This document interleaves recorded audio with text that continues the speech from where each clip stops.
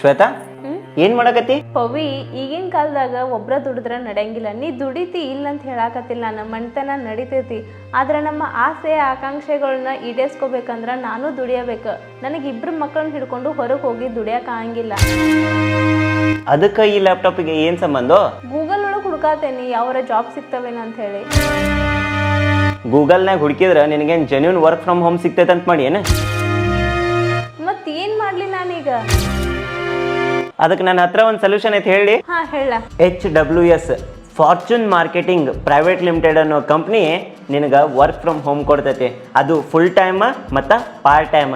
ಇನ್ನೊಂದು ವಿಶೇಷ ಏನಪ್ಪ ಅಂತಂದ್ರೆ ಇಲ್ಲಿ ಯಾವುದೇ ರೀತಿ ಟಾರ್ಗೆಟ್ ಇರಂಗಿಲ್ಲ.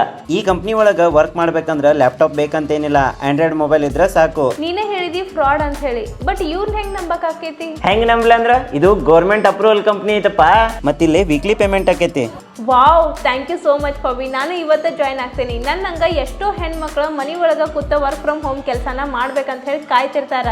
ನೀವು ಯಾರ ವೇಟ್ ಮಾಡಾಕತ್ತಿದ್ರಂದ್ರೆ ನಾನು ಕೆಳಗಡೆ ಕಾಂಟ್ಯಾಕ್ಟ್ ನಂಬರ್ ಮತ್ತು ಲಿಂಕನ್ನು ಕೊಟ್ಟಿರ್ತೇನೆ, ಒಂದ್ಸಲ ಚೆಕ್ ಮಾಡ್ರಿ.